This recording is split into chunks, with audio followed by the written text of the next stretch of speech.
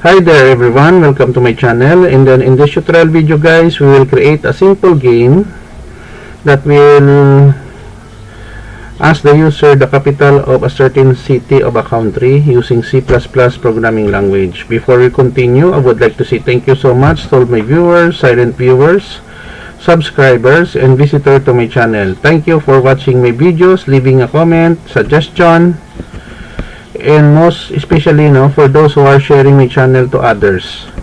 If you are new with my channel and then you like this video, please hit the like button. Don't forget to share, and please support my channel guys by clicking the subscribe button. So let's get started.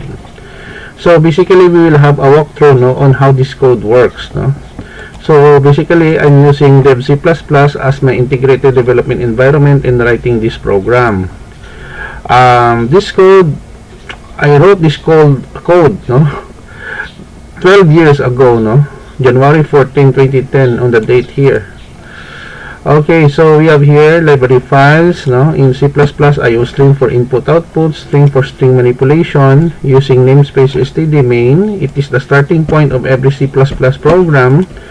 And then I have here several variables that I declare, string in C++, And then we have here wrong and right. It will count the number of wrong and right in remarks and solve. And then we have here the title of our program, Capital City Quiz Games in C++, created by yours truly, Jake, our Pomperada IT. And then in this portion of our code, we are asking the user to what is the capital city of Canada. Using gets, it will convert to lowercase to uppercase here, string copy, Ottawa. So if OT, string compare equals 0 capital, you are right, the capital city of Canada is Ottawa. It will increment the right answer, else you got a wrong answer, and then it will reveal the right answer. The second question is the same about Japan. The capital city is Tokyo. Okay, if it is right, it will reveal Tokyo is the right answer. It is wrong. And then next is about the Philippines. Okay, the same thing. This is right, this is wrong. And then we have also here Italy, So the capital city of Italy is Rome. This code is for the right answer. It will increment if it is mistake. It will count the number of times that you make a mistake. And then lastly, we have here the capital city of Russia. This is for the right, and then this is for the wrong. So solve right, divide by 5, multiply by 50 plus 50 to get the percentage. If the score is greater than 75, you pass the quiz. Congrats, else you failed.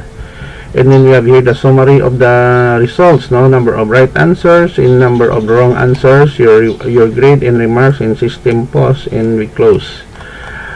Basically, what are the things that we have learned here? Not only that we use how to create a simple game, but we learn how to use conditional statement, if else, string manipulation like string compare, gets, string copy, and string uppercase. Okay, and the use of arrays and characters. Don't worry guys, because I will put a link in the video description where you can download the complete source code of this sample program. Okay, let us compile and run. Okay, what is the capital city of Canada? Let's say we make a mistake. Smith. Okay, wrong. Japan, we have here Tokyo. Okay, we have right. Capital city of Philippines, Manila. Right. Italy, Rome. Russia, let's say Moscow. Moscow, wrong spelling.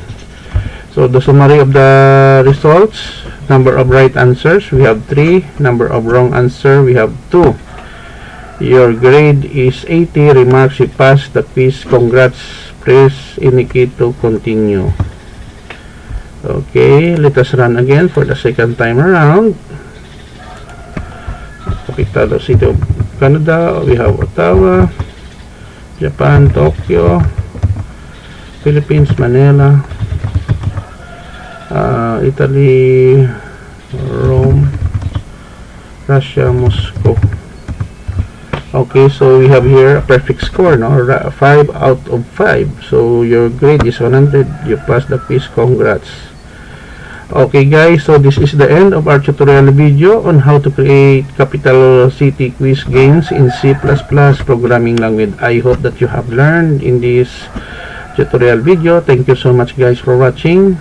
If you like this video, please hit the like button. Don't forget to share and please support my channel guys by clicking the subscribe button. See you in the next video tutorial guys. This is your friend Jake saying bye bye for now.